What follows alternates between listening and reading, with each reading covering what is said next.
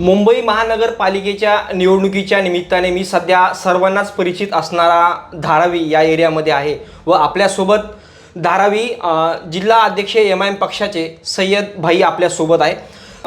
खूप म्हणजे स्वागत करतो मी आपल्या चॅनलवरती. धन्यवाद. या ठिकाणी तुम्ही मागच्या निवडणुकीमध्ये पण जनतेने तुम्हाला चांगला असा प्रतिसाद दिलेला आहे, परंतु काँग्रेस आणि तुमच्या मतांमध्ये विभाजन होतं व त्याचा फटका दोन्ही पक्षांना बसतोय. तो काँग्रेसला आपला हे विचार करायला पाहिजे, त्यांच्याकडे आपण त्यांचे काय चुकी झालेली आहे, काय असं आहे की त्यांचं वोट बँक भाजपाकडे जाते. आम्ही MIM पक्षाचे आहे ते आपण किती वेळी असे सांगितले की आम्हाला तुम्ही घेऊ शकतात, एकत्रित येऊ, पण त्याला काय आपला वोट पाहिजे, पण आपल्याला सत्ता भागीदारी द्यायला नाही विचार करत आहेत. काँग्रेसचा हे आपल्या कळतात नाही. विशेष म्हणजे मी ज्यावेळेस आलो आणि आपला बाईटचा विषय निघाला त्यावेळेस तुम्ही मोठ्या अगदी आपुलकीने मला बोलले की आपण मराठीमध्येच बोलू. त्याबद्दल मला स्वतःला पण खूप आनंद वाटला. आणि मराठी मुद्दा आणि हिंदू मुद्दा हा गाजतोय. काही म्हणता की महापौर हा आम्ही करू, हिंदू करू, काही म्हणता महापौर होईल तर मराठीच होईल. याकडे आपण कसं बघता? हे राजकारणचा मुद्दा आहे.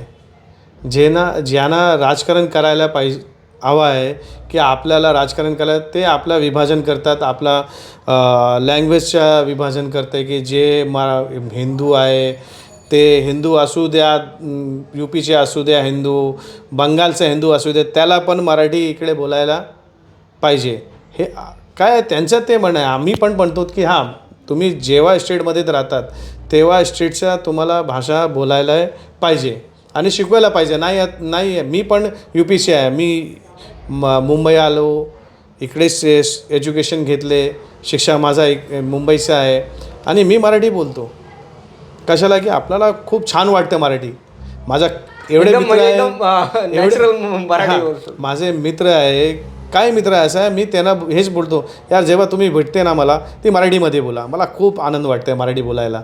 तरी मी यासाठी आपला सर्वांना विनंती, हे आपला राजकारणचा विषय नाही आहे, पण काय भाजपा असू द्या, मनसे असू द्या, शिवसेना असू द्या, त्या वर्षापासून हेच राजकारण करतात की कधीच आपला लँग्वेजचा भाषाचा उपयोग करतात.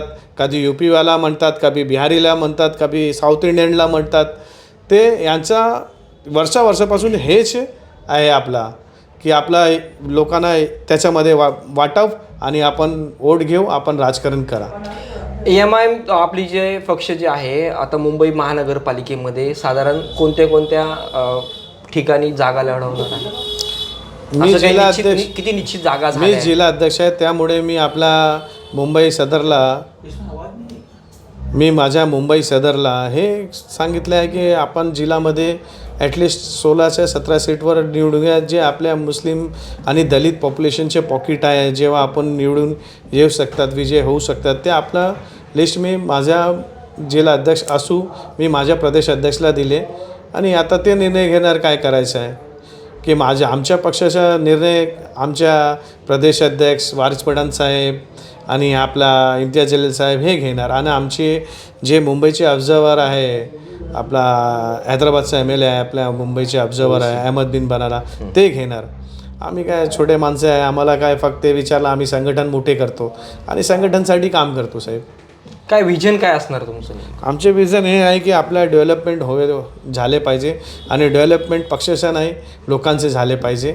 लोकांना जे त्रास होत आहे, आपला एज्युकेशनला त्रास होतो किंवा आपला हॉस्पिटलमध्ये गेले, गव्हर्मेंटच्या हॉस्पिटलमध्ये पण गेले, तो कोणी आज उपचारसाठी जाण्यासाठी तयार नाही आहे की आपण हॉस्पिटलला गव्हर्मेंट हॉस्पिटल जाय तर त्याचे हालत कसे आहे.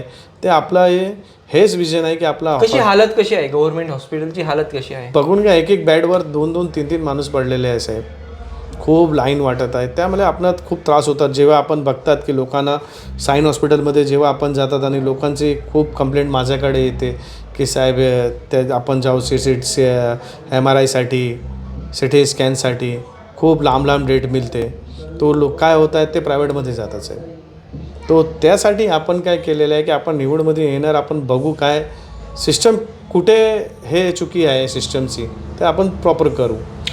धारावीमध्ये तुम्ही साधारण किती सीट्स लढवताय? मग आम्ही 4 सीटवर लढणार आणि 3 सीट आपण बघतो आता ज्यांच्याबद्दल गंडवण्यासाठी सोडणार. लढत जी असणार आहे तुमच्यामध्ये आणि नेमकी कोणामध्ये खास अशी लढत असणार आहे आणि लोकांचा जो तुम्हाला प्रतिसाद आहे एकंदरीत कसा आहे? लोकांची खूप प्रतिसाद आहे. लोकांना खूप आवडतं आहे की आपला MIMला एक मौका द्यायला पाहिजे. एवढे वर्ष आपण सर्वांना दिलेले आहे पण काय चेंजेस येत नाही आहे आणि DRPच्या खूप हे मोठे मुद्दे आहे आपल्याकडे. त्याच्यामध्ये काय आहे की MP ते गठबंधनमध्ये लढतात, MLA ते गठबंधनमध्ये लढतात आणि जेव्हा आपला हे आते कॉर्पोरेशन तेव्हा आपण बघायचं आहे. त्यांचं चालू आहे, त्यांचं ते लफडे आहे पण आपण आपली तयारी केलेली आहे. आपण एकटाच लढणार आणि जोरात लढणार.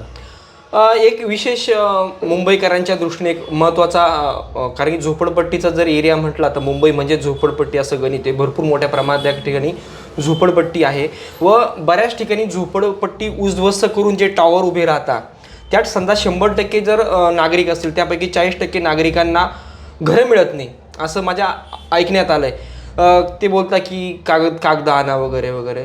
तर नेमकं अडचणी काय, घरं का मिळत नाही काही लोकांना? हे गव्हर्नमेंटचं फेलर आहे. काय जातं की सिस्टम काय करतात की त्यांना सांगतात की हे डॉक्युमेंट आणा, हे डॉक्युमेंट आणा.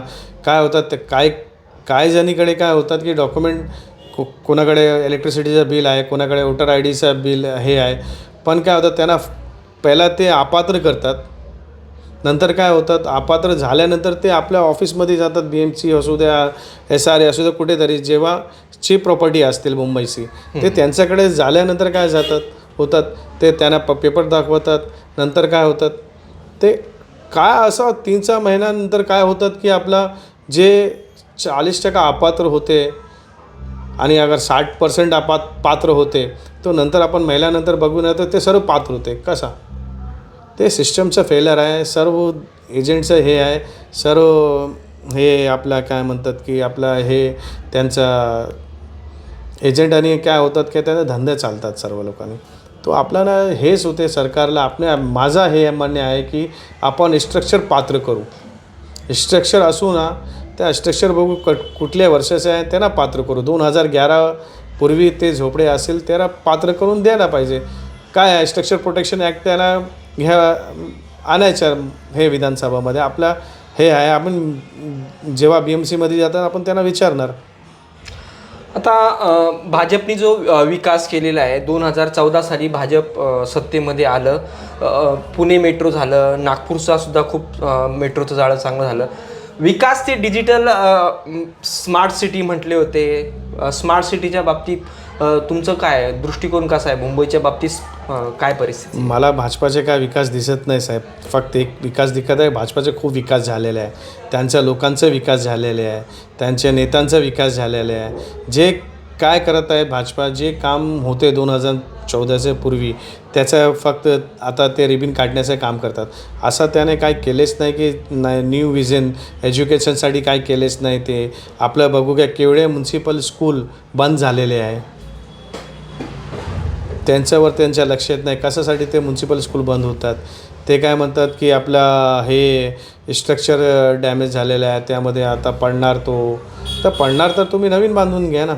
पहिला त्यांच्या पॅरलेल आपण बिल्डिंग बांधून घ्या. आपण कुठे शिफ्ट करणार हे सर्व मुद्दा आहे. भुयारी मेट्रोचं पण काम चांगलं झालं आहे ना? पण कुठल्या भुयारी मेट्रो ते आपलं अंडरग्राउंड झालेले आहे पण काय आहे की ते आपल्या पूर्वीचे होते. ते प्लॅन 2014चे पहिले होते. आता काय भाजपा आले आणि त्यांच्या नसीब चांगले त्याला रिबीन काढण्यासाठी मौका मिळतात. त्यानंतर राज ठाकरे एकत्र आलेले काँग्रेसचे. तुम्हाला नेमकं मुंबईमध्ये लढत कशा वाटते? काहीच नाही. ते त्यांचं ते बघतात. आम्हाला काय माहिती कधी ते दोघे येल्यानंतर ते काँग्रेस म्हणतात की मनसेला तुम्ही घेऊ तो आम्ही नाही येणार. ते त्यांचं इंटरनल लफडे आहे. आपण त्यांच्याकडे बघतात पण नाही. आपण विजन क्लिअर आहे. आपल्या लोकांना काम करायचं आहे हे आपण क्लिअर ठरवलेले आहे आणि जे समस्या आहे मुंबईकरांचा त्याच्यावर आपल्याला काम करायचं आहे. तुमचं विजन काय? असे विशेष कोणकोणत्या समस्या आहे का त्याच्यावर तुम्ही काम करणार आहे तुमचा पक्ष? आमचं पहिला हे काम आहे की आपण एज्युकेशनवर काम करा लोकांचे. नाहीतर आपला हे काय धारावीसाठी फक्त धारावीसाठी आपला DRPचा मुद्दा आहे. आपण फक्त हे यासाठी आपण हे म्हणतात की जेव्हा आमचे धार्मिक स्थळ आहे तेव्हाच तिकडेच आपल्याला धार्मिक स्थळ पाहिजे. ते काय म्हणतात, जेव्हा धार्मिक स्थळ आहे त्याला आपण काय करायचं आहे काय नाही करायचं ते म्हणतात, पण आपण काय म्हणतात, नाही आमच्या जे धार्मिक स्थळ आहे, चाहे मस्जिद असू द्या, चाहे चर्च असू द्या, चाहे मंदिर असू द्या, जे ठिकाणी आपल्या धार्मिक स्थळ आहे तिकडेच आपलं धार्मिक स्थळ असू, आपल्या हे विनंती आहे सरकारला. आणि काय आपण हे जे आपल्या स्कूल आहे एज्युकेशनसाठी, आपल्याकडे धारवी तुम्ही कुठले फिरले ना त्याला तुम्हाला कुठे एक पेट्रोल पंप दिसणार नाही. एक राजकारणाच्या पलीकडे जाऊन तुम्हाला एक प्रश्न, आणि तो प्रश्न नेहमीच प्रत्येकाला उद्भवत असतो की मध्यंतरी विधानसभेत सुद्धा त्या प्रश्नावरून काऊर झालं होतं. वंदे मातरम किंवा भारत माते की जय वगैरे होत नाही, यावरून MIM पक्षाला बरीच टीका होते. नेमके त्याच्या मागचे कारण आपल्याकडून जाणून म्हणतात ना, आम्ही जय हिंद म्हणतात ना, जय महाराष्ट्र म्हणतात ना, काय प्रॉब्लेम आहे का जय हिंद म्हणणारा? काय जय महाराष्ट्रामधून नाही, वंदे मातरम वरून काही लोक समजा आपण मी तुम्हाला काय बोलणार काय की तुम्ही वंदे मातरम म्हणायला पाहिजे, हे काय आम्ही नाही म्हणणार. ते आपलं काय आहे की जे मला काय खायचे आहे तुम्ही म्हणणार काय? आपल्याला डॉक्टर बाबासाहेब आंबेडकरने संविधान दिले आहे, फ्रीडम ऑफ स्पीच. तर आम्ही फ्रीडम ऑफ स्पीचमध्ये आपण जे बोलायचे ते आपण बोलतात ना.